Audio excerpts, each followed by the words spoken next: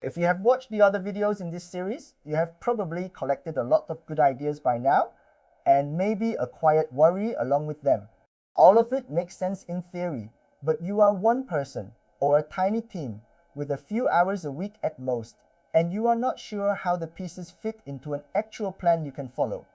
That is exactly what this video is for. This is the capstone, the one that pulls the whole series together into a calm, realistic 30-day charity marketing plan you can start on Monday. No big budget, no agency, no marketing degree required. Just one focused thing to do each week, sized for the time you really have. One honest note before we begin. This channel is educational only. I am not affiliated with or endorsed by Google, Meta, or any platform or grant program, and nothing here is an official partnership. Nothing in this video is legal, tax, or compliance advice. And because the rules and features of free programs and platforms change over time, please treat everything here as background and always verify the current details with the official source before you rely on it. How this month works. Before we get into the weeks, let me set your expectations, because the wrong ones are what usually sink a plan like this. This is a 30-day plan built for a few hours a week, not a full-time push and not a race. Each week has one main job and a short checklist under it.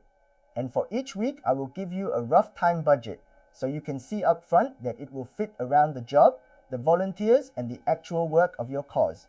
I will also give you a single if you only do one thing this week note, because some weeks will get away from you and it helps to know the one move that still counts when they do. The whole plan rests on 3 ideas we have returned to again and again in this series. Build on channels you own, like your website and email list, rather than ones you merely rent, like social media. Lead with one real specific story instead of an abstract pitch about your mission, and favor steady consistency over big, exhausting bursts of effort. You do not need to remember every tactic we have covered to make this work. You just need to move through 4 weeks in order and let the habits start to form. Because progress here is quiet and cumulative rather than dramatic, and that is exactly the point. Week 1. Foundations. Week 1 is about foundations, the things you own and control, so everything you do later has somewhere solid to stand. Start with 2 decisions we covered early in the series. Pick one audience, one real person you are trying to reach, and one core message you want them to remember. Write both down in a single sentence each, because vague ideas in your head do not guide anything. Next, set up or tidy a clear one-page website or landing page so a stranger can land on it and within a few seconds understand who you help, why it matters, and what to do next. Then start an email list you own, even if it begins with 5 names, and add a simple way for visitors to join it. Finally, claim your free listings, such as a business profile that helps people find you when they search, and look into non-profit programs you may be eligible for, checking the official pages for what is offered right now. Budget around 3 to 4 hours this week, spread across a few short sittings rather than one long one. If you only do one thing this week, write the single sentence that names your one audience and your one message, because every other choice this month gets easier once that is on paper. Week 2. Story and content. Week 2 is where your marketing starts to sound human instead of institutional. The single biggest upgrade any small charity can make is to tell one specific story instead of talking about itself in the abstract, and this week you gather that story. Find one real moment where your cause made a difference to one person, and get clear permission from the person involved before you use their name, their photo, or their words. Be honest and specific. What did their situation look like before? What actually changed? And what small detail captured the moment? Write it up simply, the way you would tell a friend over coffee, not the way a grant report reads. Then turn that one story into 2 things you can use straight away. A first short email to your list, and a few social posts drawn from the same moment.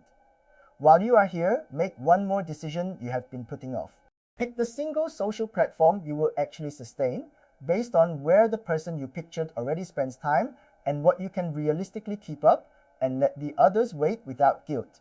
Budget around 3 hours this week, with most of it going into gathering and writing the story once.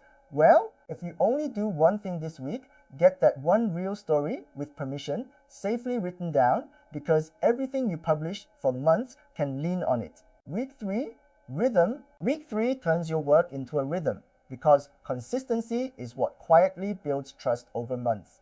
This week, you actually publish, send that one email to your list, even though it is small, and post on your one chosen channel on a simple, repeatable schedule. Say 1 or 2 posts you can genuinely keep up. In both the email and at least one post, add a clear call to action, a single, specific next step such as donate here or volunteer with us, so the attention you earn has somewhere to go. Then do the thing that protects future you. Batch the next 2 weeks of content in one sitting, drafting a couple of emails and a handful of posts ahead of time, all drawn from the story and message you already have. Batching is what keeps a one-person plan alive on a busy week when the last thing you have is a spare creative hour. Budget around 3 to 4 hours, with the batching taking the largest share. If you only do one thing this week, send the one email, because pressing send once breaks the fear and makes the second time far easier. Remember, a steady, modest rhythm beats a burst you cannot repeat. Week 4. Measure and iterate. Week 4 is about learning, not launching, so you finish the month knowing what to keep and what to quietly let go. Look at only the few numbers that matter, the same short list we settled on earlier in the series. How many people visited your site or page? How many joined your email list?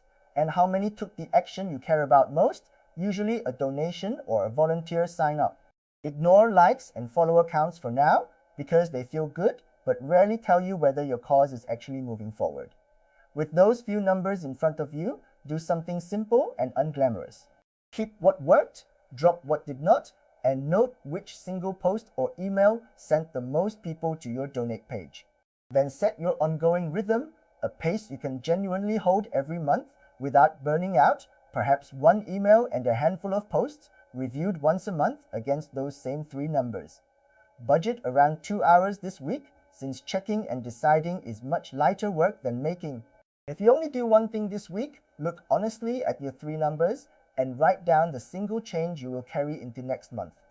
That quiet habit of noticing what turns attention into support is what separates the charities that grow online from the ones that stay stuck. Where to go from here? That is the whole plan. 4 weeks, one main job each, sized for the time you really have. Think of this month as the frame and the rest of this series as the detail for each piece.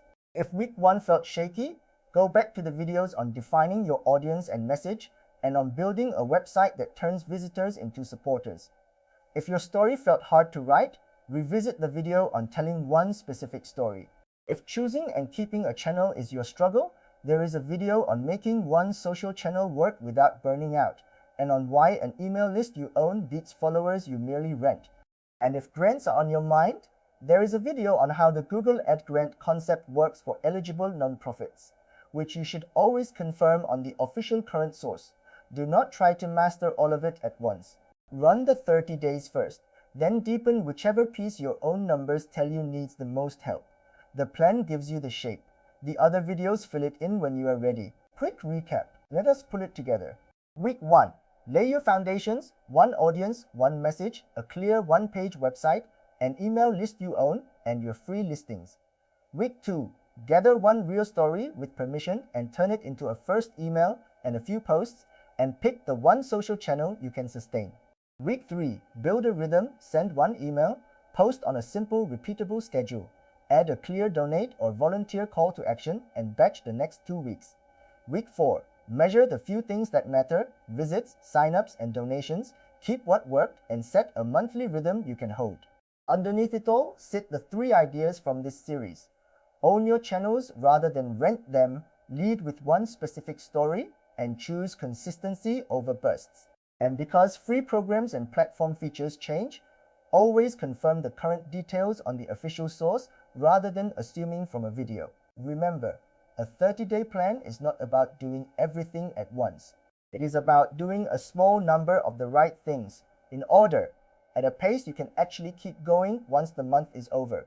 Nothing here is a promise of a particular outcome, and no honest person can guarantee donations, followers, or funding. So always verify program details with the official source before you rely on them. But if you genuinely run these 4 weeks, you will end the month with foundations you own, one real story told well, a rhythm you can sustain, and a simple way to tell what is working and what is not. That is more than most small charities ever put in place, and none of it needed a big budget or an agency. It only needed focus and a little consistency, week after week. If this series has given you a clearer way forward, subscribe for practical charity marketing you can actually use, and I will keep turning it into plain, doable steps, one video at a time.